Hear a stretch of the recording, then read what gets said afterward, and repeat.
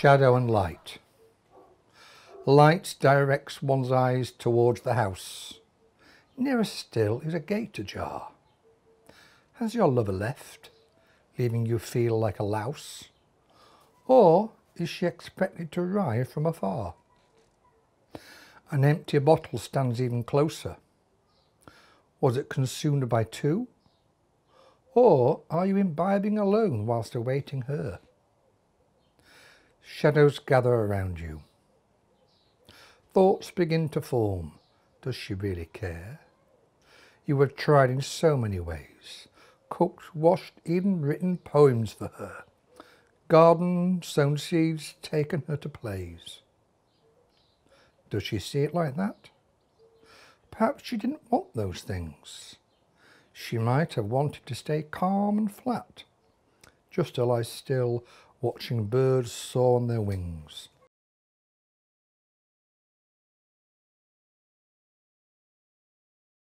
I'll try and be as brief as possible. My idea of poetry was rather staid, rigid form, had to rhyme, set number of verses per stanza, etc. And when I started going to a group, that wasn't needed. You could write anything you like, any format. So I prefer free verse and non-rhyming. But like that one, which does rhyme, I thought was more appropriate to the situation.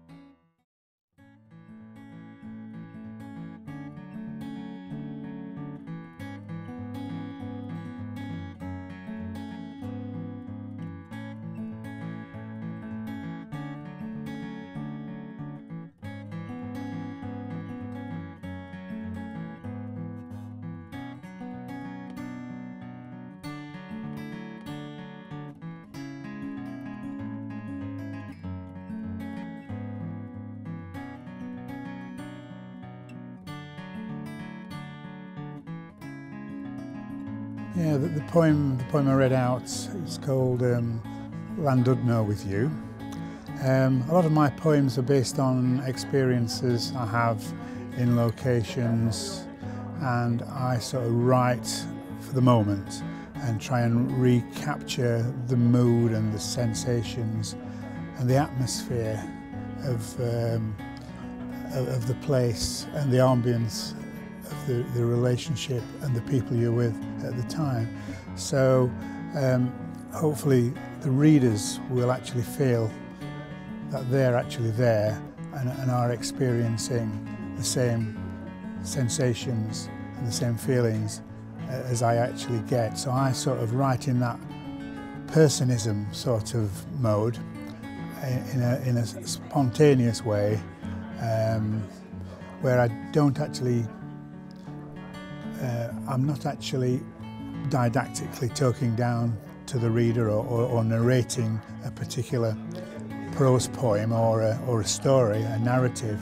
It's more of a, come take a ride with me and enjoy the experience. And that Landudno poem was based on a few days away I had with a friend of mine who together we enjoyed the sights and the scenes of the place and took in the spirit of the location, and hopefully I've managed to capture the mood and the atmosphere within the words.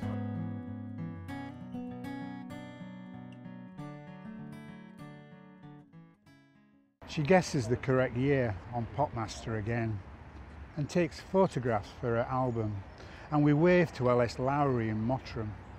He looks up from his sketchpad and smiles. Croeso Cymru, and we're nearly there, and the language changes and road signs get bigger as we enter the kingdom of dragons. We explore the town holding hands and buy vintage postcards and feel happy. The Victorian arcades remind us of Southport. We walk on the beach, along the jetty. She's giddy, she laughs, tells me to be careful as the tide washes the waves over our souls. We see snow on Snowdonia and our hearts warm to this town and to each other. I'm glad we came. We have a family room but leave the frogs to sleep in the car. Goldilocks checks the beds, the kettle's on and it feels like home.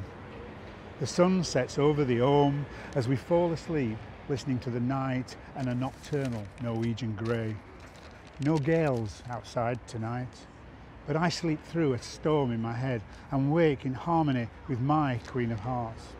I glimpse her slipping into a leopard pattern swimsuit. Where's my camera when I need it? Maybe I can paint her one day, and her eyes too. I don't say. Then, much too soon, it's time to leave, and we begin the next verse in our nascent love story. She finds another baby frog for the dashboard and smiles her perfect smile. And all I want to do is to come back again soon and rewrite any wrongs with an alternative coda. Being friends is never easy when you know you've fallen in love with an angel. I've known Andrew for 2 or 3 years actually. I wrote a little prose piece for him once when he was looking for a companion piece for a painting that he'd done in Scarborough, and he invited me to his studio back then, and that was my first introduction with him. Last year we did we as in the Read to Write poetry group, we did a collaboration with Andrew where he had 15 landscape paintings that he'd done over the previous 12 months, and we had 15 poets from the group write companion pieces to those, and Andrew had an open night in his studio where we got an opportunity to read the poems alongside the paintings, and that was a really good evening, and I think from there that actually that sowed the seed for Andrew to come up with an enhanced sort of project where we get some portraits done of the poets, some further landscape pictures, and get the poets to perform them at an exhibition in Doncaster Museum and Art Gallery. So the 3 P's, the portraits, paintings and poems, scheduled for the first showing in the first week in August. So Andrew is pulling that together as we speak, and we've got the poets. It's 20 paintings this time and 20 poets. So Andrew's working through all those poets, doing charcoal portraits of them. The poets themselves are in the process of getting poems written for the companion pieces, and it's coming together.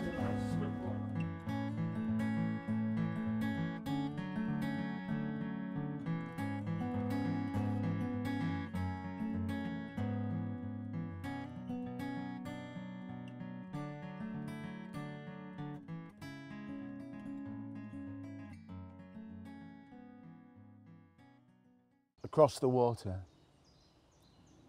she hides among the bulrushes that fringe the shallow pond.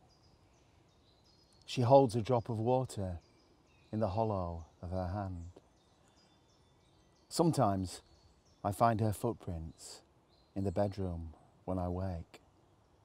Sometimes I hear her murmur when I blow the candle out.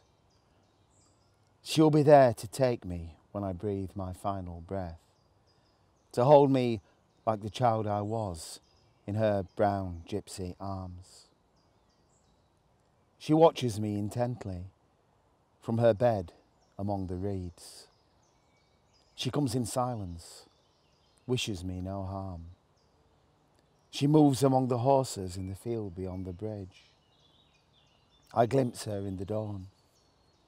Across the water, where the mating swans will come in spring to build their fragile nests, her green eyes notice everything. She parts the stems and strokes the velvet heads. This cottage can't contain her with its random words, a smear of oil paint on the tabletop. She comes to me on the 6th day with a pearl between her breasts.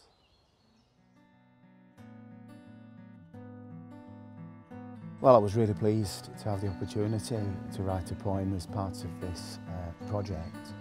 There's quite a strange story connected to it, really, because one afternoon last summer, my partner said that she wanted to take a walk over to Cushworth.